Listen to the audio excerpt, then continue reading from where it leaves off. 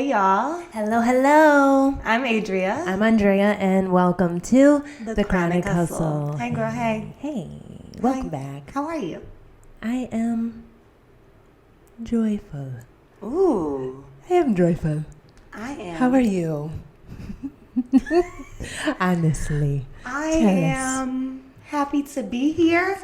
Okay. Grateful, humbled, and a little, pre-PMS. Pre-PMS. Okay. That's a thing. I'm just gonna be honest. Look, But I'm happy to be here. pre-PMS gets shit done. You're right, it does. It does, because this ain't no time for the BS, okay? I never thought of it that way. Oh, you text me like, are you here? I never Where do are that you? either. I know. I was like, oh, let me hurry up and get I in. didn't even say where. No, but I was on her head this morning. I was That's like, okay. are you I gonna like be it. here Check me. or?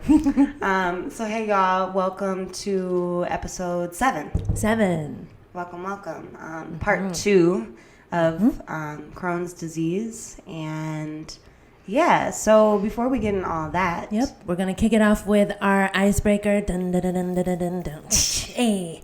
So we're going to reach into the sparkly box. Adria is going to do the honors. She's reaching. I'm acting like it's full. I'm gonna grab one of yours though, so I don't answer. How do you know it's mine? The way I folded cut it. I cut mine in half. 3 hobbies that our audience doesn't know about. Yeah. 1, Oh, she ready. cross stitching. I Oh. like to cross stitch. Have you seen Badass Cross Stitch on no. Instagram? No. Oh, Let me follow them right it's now. an incredible what do you call it? Account. What's it called? Badass Cross Stitch. And it's very like thought provoking, very like things that you don't expect to see on a cross stitch. She's looking, her jaw Oh just my dropped. God. Isn't it good? Oh my I God, love it. this. Yeah. I love the work. After on I that. got diagnosed, my mom was just looking for things to keep me busy, and she took me to Michael's and she bought me my first cross stitch kit, and she taught me how to do it, and I made so many just at home sick. It was honestly one of the best things to do because it occupies your mind and it takes you off of the BS. Totally. So I like that. Nice. Yeah. One of mine is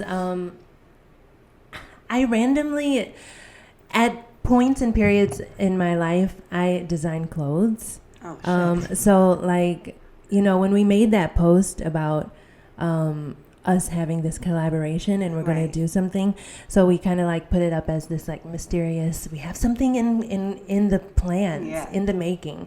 And somebody said, are you guys coming out with a clothing line? That's crazy. And I was like, well, if I'll bring it one day. I have this whole book, and it's just all designs. So if anybody wants to collaborate, holler at me. Or invest. I have lots of Yeah. designs actually. Right. That will work for hot yoga and also tomboy, but still want to be shit. girly styles. So yeah. Oh my God. So I'm sitting with a designer. I guess so, but I don't do it. I don't pursue it. It just is a hobby of mine. That's amazing though. So yeah. I think it'll come to fruition. I think so too. Yeah. I really do. Second one, some people might know this, but not everybody. Painting. Oh. I don't be. You was about to say singing? Yep. I don't be singing like that. I be thinking I can sing. My sister put it in my head that I can sing, but I can't really sing. But painting. Yeah. I love to paint. I've been painting. I was in advanced art classes in high school, and I just enjoy it. Again, it's therapeutic. I like things that are therapeutic, Totally. and anything that I can drink wine and do. Oh yeah. Nice. I play the piano. Some people do know this about me, but maybe people just meeting me, they don't know that. I was a classically trained pianist. And I've never heard you play yet. I haven't heard you play I'm yet. very shy. I'm very shy. If I hit one wrong note, I think that the world is over. Oh. Yeah, I can't. It's very hard for me to recover from that, which is why I just don't like to play in front of people. I'm sorry. So I play on my own, and Okay. I love it. I'm That's trying to good. get past that. So I'm back playing again at home by myself, but like I plan on learning some songs before the holidays. Okay. Playing at my parents' house. Yeah. Okay. So we'll see. Holiday Christmas jam. A third hobby. Ooh. Okay. You be cooking. I be cooking. Can I guess we people don't. say Yeah. that? I guess people don't really. People don't really know that I cook. I enjoy it. I grew up around cooking, but really my sister Antonia, she taught me how to cook. Like I just stood by her side at all times when she cooked, and I watched her cook, and everything that I know really came from her, and I love it. Mm-hmm. Like it's therapeutic. Yeah. I love things that just like calm me down, and I can drink wine while I do them. Nice.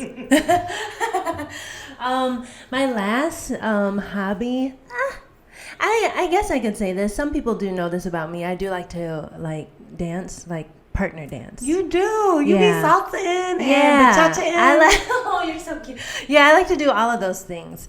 When I'm feeling good, I'm about it, and so I like to do that. But I don't like to dance like on my own. Like if we just go to like a club and Or it's spa, like a you're twerk not song trying on. I'm not the one on the floor.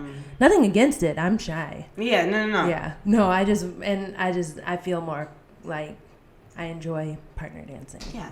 So like Detroit that. ballroom, so good. Yeah. You do be dancing. Yeah, it's fun. Okay. Well, that was a fun icebreaker. I like that one. Icebreaker fun. So I guess we can just like get into it. So part one of Crohn's was my diagnosis, and we pretty much left off right before a really life-changing event for me in relation to my Crohn's. I had been, from 17 to 19 was probably the time that I was most sick. Like my symptoms were really, really bad, but I had also grown very strong and very, not numb to my pain, but when I was in pain, I could hold a conversation with you. I could sit up straight. Right. I used to have to like double over, but I could literally hold a conversation in pain at that point. Because I've been like 7 years. And so when I was 19, I was in college. I was working, and I was working like a lot of hours a week for my dad. This was when you were a personal trainer? Yep, I was doing personal training. I helped with the juice bar. I've always worked for small businesses, and I just like supported anywhere that there was a hole, I filled that hole. Yeah. So if that was the front desk, the juice bar, even the personal training piece, like people were quitting. So I had to step up and pursue that as well. But I was really, really sick, and very visibly sick as well. But I think that if you weren't aware that I had Crohn's, you probably just thought that's how I looked. And I remember even during that time, I had a little bulge at the lower right side of my abdomen, and that development really pushed me to go to the doctor and try to get medicine. And I did, but the doctor that I went to was a former MD turned holistic doctor. But when he saw me and he treated me, he actually gave me prednisone because of that lump on my stomach. And prednisone is a extremely strong steroid.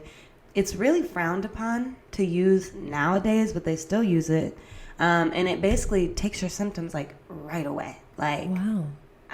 They put me on prednisone when I was diagnosed, but the side effects are really immediate, and they're very detrimental. So like brittle bones, they make your bones brittle, makes you gain weight, especially in your face. And like as a child, you can only imagine, as a teenage girl, like don't nobody want to look like that. And he put me on the prednisone, and I remember like having a feeling of knowing that it wasn't right, and also that it wasn't gonna be enough.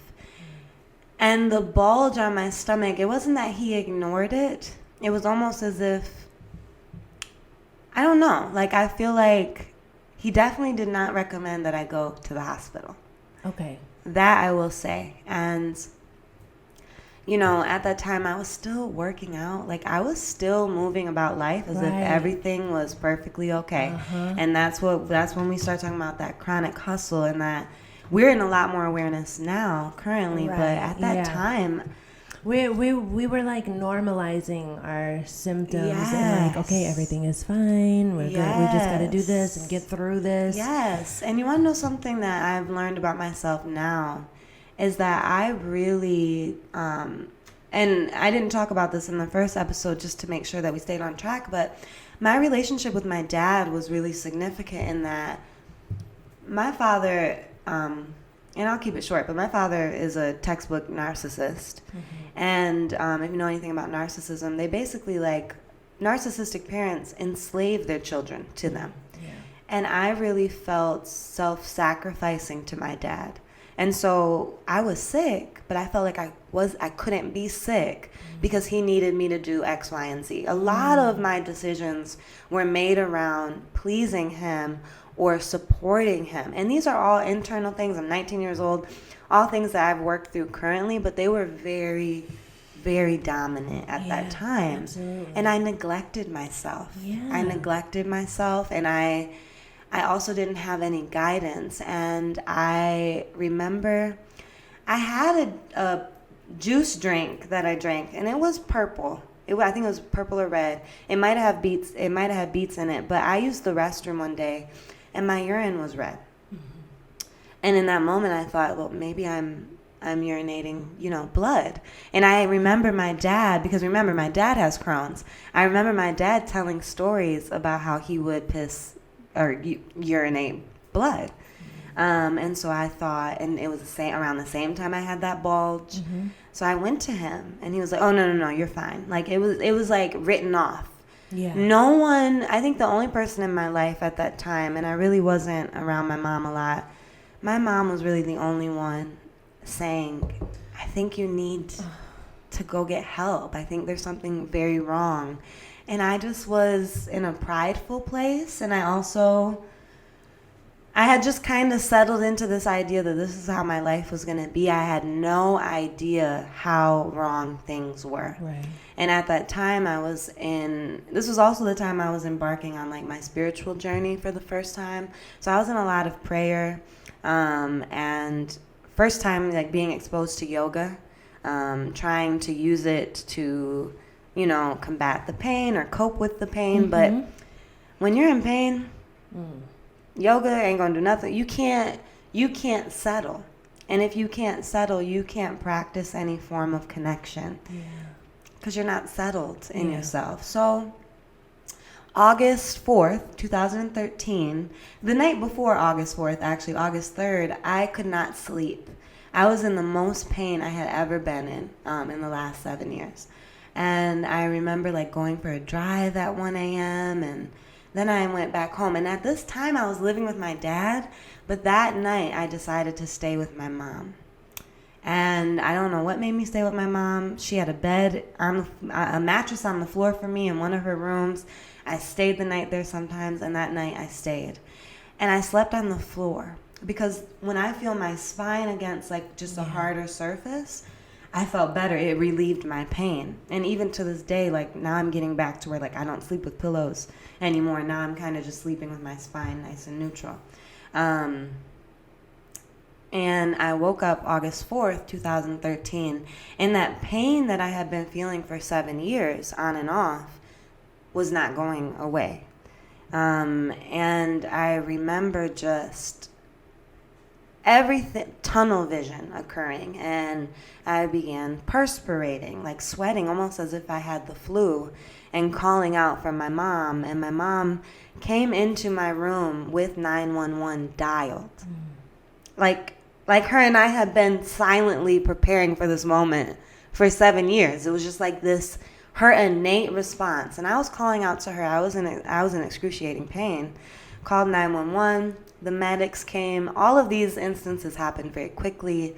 They came. I was begging for them to, they have to go through all these things when they first see you, but they got me right on a stretcher, right into the back of the bus. And I was en route to the hospital. and my heart rate was up to 219, 220. I don't know if we talked about this in the last episode. For some reason, I feel like we did. But a lot of people are not going to survive a 220 heart rate. Yeah. No. No way. That's not like a thing. And I remember my mom telling me when she looked back, because she can see the monitor, that my heart rate was that high. And I had been training prior to that. Right. Remember, I was wearing my heart rate monitor. I was getting my heart rate up into really low 200s, like 200, 201. And I remember getting to the hospital. My doctor was on call, so he wasn't there. And I remember passing out. Like, that was the last thing that I remember, like vomiting and passing out. And then the next thing I remember is opening my eyes. I had a tube down my throat. They had to remove my contacts, so I couldn't see, but my eyes were open. And I could hear. I couldn't understand, but I knew that there were noises occurring. And what I want people to understand is that life support and being in a coma are two different things. So when I say life support, people are like, wait, you woke up and you were on life support? Yes. Like, I wasn't in a coma. My bowel had perforated. I was going into septic shock.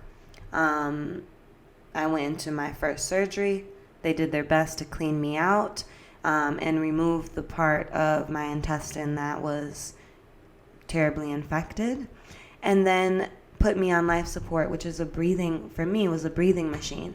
So I was not breathing on my own, but there was something breathing for me, which means that I could open my eyes. I had no sensation in my body, though. Like, I couldn't feel anything. And I was cognizant. And we know that I was cognizant because my first surgery did not go well. All of my stats, everything was dropping.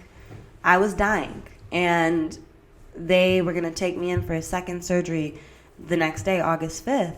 And we actually have papers of things that I wrote before I went into that second surgery. You can barely read them. My mom knows what they say. I know what they say. But you can barely read them. And they say things like, what's happening? Or, I have to pee. Or can you please tell me what's going on? I'm not scared. I remember hearing or knowing they were going to take me in for a second surgery, and my mom not wanting me to hear. And also, my mom told me everything that happened to me 2 months after I got home. Right. So we correlated our stories as well. And I remember her not wanting me to hear that I was going in for a second surgery, and I wrote, I'm not scared. Do you know if your mom ever went to therapy after that? She did, yeah, and she's in therapy now. Okay. And she's still... That's traumatic. Yeah, my mom, obviously for a mother, for you, absolutely. But for a mother to witness that. Absolutely, and my mom is actually, she's in, I think the therapy that she's in now is really where this is the first time she's actually unpacking that for herself. Wow, that's good. Parents rarely go to therapy. Absolutely. And my dad was involved in this, but my dad definitely was positioned a lot differently. But my mom told me, even after I got home, like, she was praying to God to just trade places with me. Oh, she just wanted to trade, like a mom. trade places with me. She wanted nothing more than to be where I was. Yeah. And I felt her at the end of my bed, Mm-hmm. when I was in there. Yeah. I could feel her. Right. Because her prayer Mm-hmm. was the strongest and the loudest.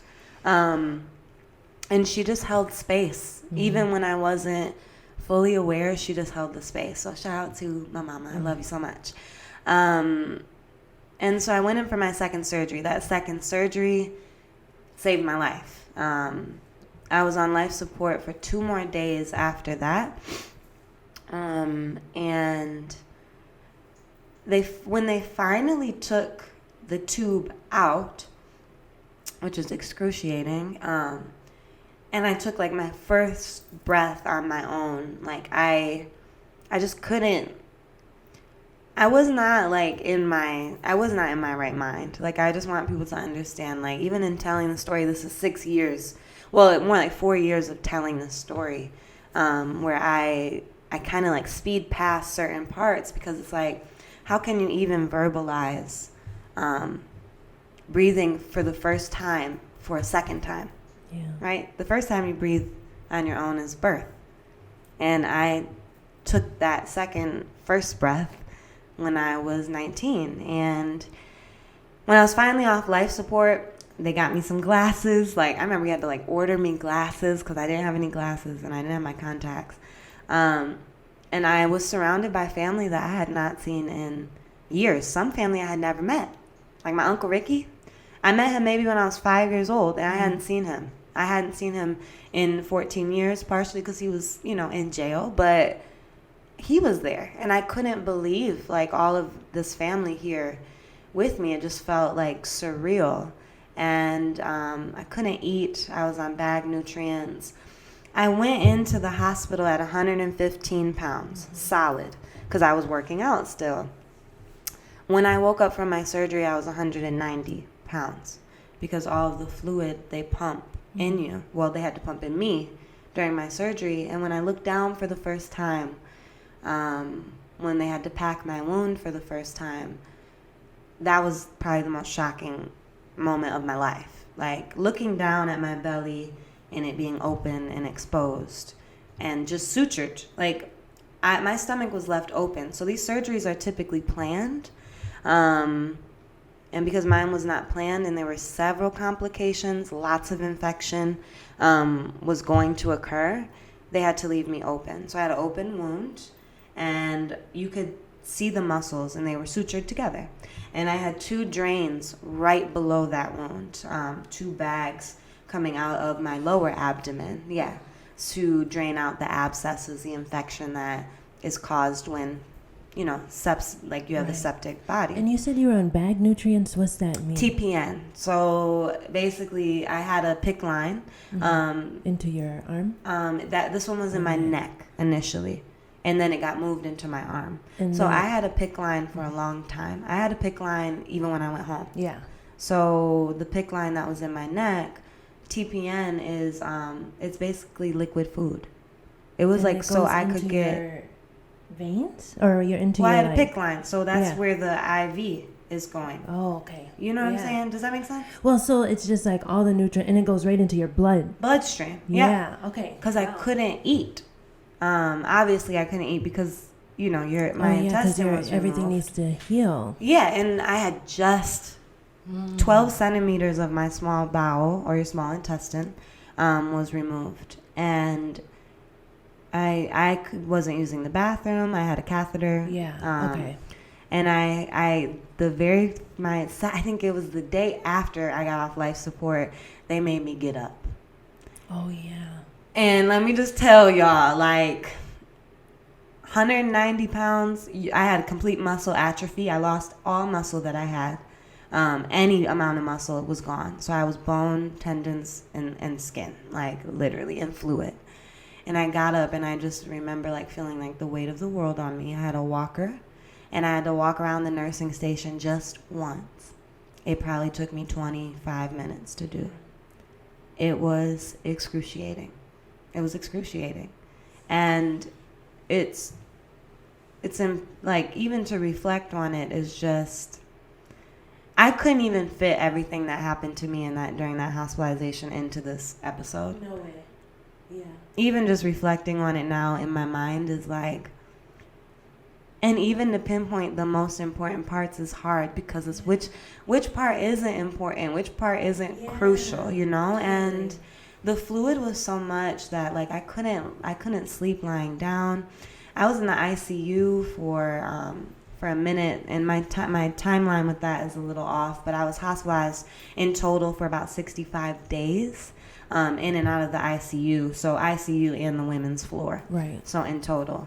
And I don't think I ate until I actually, ate for the first time until, the second month that I was not really, real food.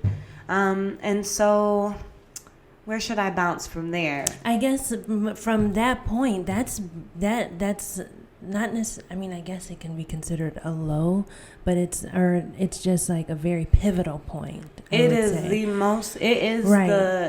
my everything. So from that point, when did you start to feel somewhat normal? What was a switching point for you where you started your face? Oh my God. I partially still don't feel normal. I know, that's why it's kind of hard to word. You know what? I became severely depressed. But they find like the fluid was not leaving my body and it needed to. And so they gave me something called Lasix and I started to lose the fluid. And I think for the first time I started to feel like a regular person again. But I went from 190 to 75 pounds. Right. So when I went home, I was 75 pounds, like a stick. And I went home with the IV pole. So I don't think I started feeling normal until about 9 months after that. Because and even then, normal is such a, I know what you mean when you say that. I'm sorry. Like, when did you start to, no, I know what you're asking me, because what I want people to understand is, like, the recovery took about 2 years. Okay. A year after, I remember, like, when I finally got home, I was dependent on pain meds, because they were giving me anything and everything, because during my hospitalization, there were so many complications and they had to do things to me while I was awake, and so they were giving me their strongest and I went home with pain meds and I had to withdraw from pain meds in my mother's home in my bed. And that was really hard for everyone to watch, like watching an addict. It was difficult, and I did it for 2 weeks, and those 2 weeks kind of set the tone for what the next year was going to be like. And a year after my surgery, I became suicidal. And I don't want to say it was directly correlated to the surgery, but it definitely was. I just didn't understand why it happened to me. And I also was getting pressure from my father at that time, as if I didn't almost die a year prior. And I just felt like I didn't really understand, like, why I was here and for what, if my life was designed to be painful. And I took 2 medicines that I had from that surgery. I took them in a large amount, and I survived that. They could not pump my stomach because of my surgery. My wound wasn't even fully closed a year after. My wound was still closing, and they could not pump my stomach. And I survived that attempt. Taking pills. Yeah, and I survived. And I remember waking up. I was hospitalized for that for like 5 days. And I remember coming home and being like, okay, I'm not going anywhere. Mm-hmm. Apparently. I'm not. He doesn't want me. He don't want me yet. And after that, I really started to make the changes that got me to this point. And those were changes they were hard changes to make, disconnecting from my dad, making healthier choices in regards to my diet, in regards to how I thought. And that's why we've made the podcast, to dig into those things. So I don't even need to go into that, because every episode is rooted in self-preservation. Absolutely. Every single episode that we make is rooted in that. And I just really took what had happened to me, and I just kind of made a decision to heal. And it sounds simple, but like, I did things like, when my wound finally closed, I would like sit and ponder, like, was anyone ever going to see this scar? Was I ever going to show this? There were nurses and even family members who were asking me if I was going to get plastic surgery on my body from my scar. And I couldn't believe that they were asking me that, because I was like, I went through all that just to go through another. Y'all think I'm going to go into another surgery after I just went through all of that? But on top of that, what is wrong with having this after everything that I had gone through?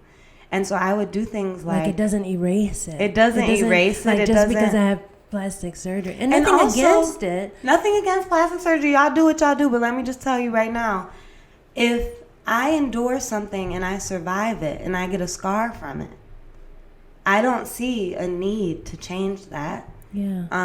To be attractive. None of that matters. None of that matters. That's all that I'm saying. Because at the end of the day, I almost lost my life. Right. If the physical shit mattered, I wouldn't have a scar. It clearly does not matter. That shit does not matter. And I would do things like, I would like sit, because I couldn't work for a long time. I would sit and be like, you know what? One day I put on a 2-piece bikini and I went up to my mom's apartment pool and no one was there at first and I just laid out with my scar out. It was the most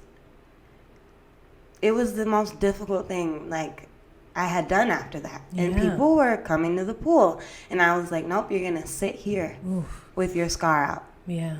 Because one day y'all going to have to see this. I'm not going to hide what I've been through to appease others or because it's not attractive or it doesn't look good or it's too much. Yeah. You know? Yeah, I went through that.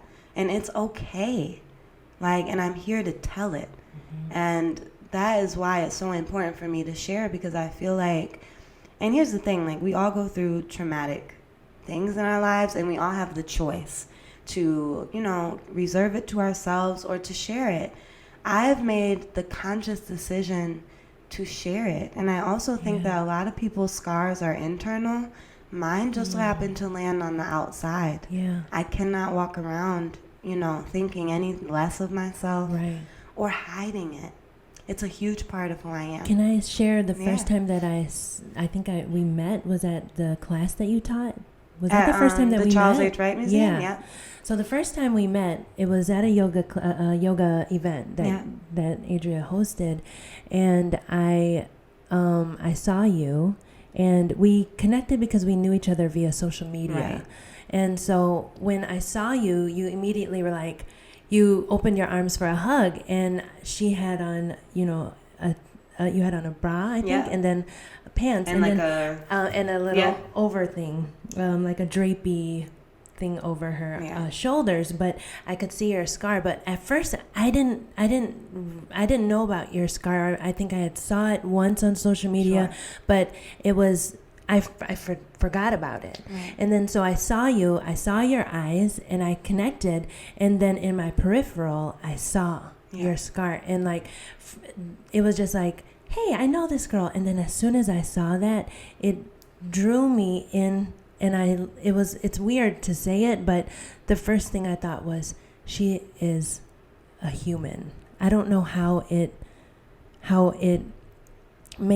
can make sense to you listening, but like, it was like she has lived a life. Like, oftentimes you don't know that people have had these experiences or anything, and seeing it, I just felt the depth of your existence up to that moment.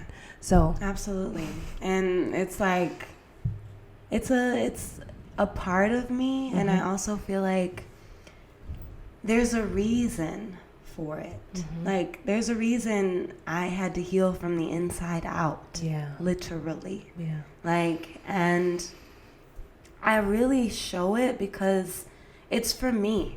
Honestly, it's for me. It's not for anyone else. It's not for a like. It's not for attention. It's for me. It's my level. It took me a long time. And the first time I took my shirt off with a lot of people was in the yoga room. It was in the hot yoga room, and no one cared. No one looked at me. No one cared. And that space, I just wear it out as if every space is the yoga space. And yeah, people are going to look. People are going to wonder. But like I said, like, a lot of us, our scars are internal. We endure, and our scars are inside. Our wounds are inside. And mine, you can see. And that's really important to me. And someone said something really profound to me the other day about being a wounded healer. And that is a part of like why I do what I do. I have endured, as many of us have, but then taking it and making use of it. Yeah. I can't imagine my life situated within going through that and never helping another person. I could never imagine my life that way. Mm-hmm. And so which is why you have this. which is absolutely. That's why. If you ever wonder why. It's a blessing. It's such a blessing. Yeah. It is such a blessing to be given a huge challenge in your life and the resilience to overcome it. And I believe that we all have it. Mm-hmm. I think that it takes a lot to tap into. And Yeah. that isn't the easy part. Mm-hmm. But And it's hard acknowledging that all the time. Sometimes it's like, fuck this. This doesn't feel like a blessing. This is absolutely. Yeah. It In the doesn't feel first like 2 that. years, I was like, Yeah. this is some bullshit. Yeah. Like, and even like tomorrow, you can be like, Yeah. screw this. Even I don't like, want yes, to and even- help anybody. Yeah. And some days I'm like, what the f-? Like, how, why, like, even just thinking about your future, like, you don't want your kids to get this. You don't want certain attributes. But, everything for a reason. And I'm really grateful for the opportunity to share. Yeah. And that's what this was all about. So on that note, I just want to say, like, thank you for listening, for holding the space. Mm-hmm. I'm not the only one. Like, No. I'm not the only one, and that's why it's so important just to talk about it. And I think we're going to have a whole episode about, like, therapy, and I really want to go kind of hard on that, because that really was what helped me the most, was talking about what I had gone through. It's really important to unpack trauma, and in trauma, my sister said it perfectly. She was like, trauma is complex and compounded. There's so many layers to it. So that'll be, one of the things in terms of overcoming or coping with what happened to me. I think we'll touch on that. Absolutely. So I think we'll wrap it up. Yeah, thank you for here. sharing that. Absolutely. Thank you for holding the space. Absolutely.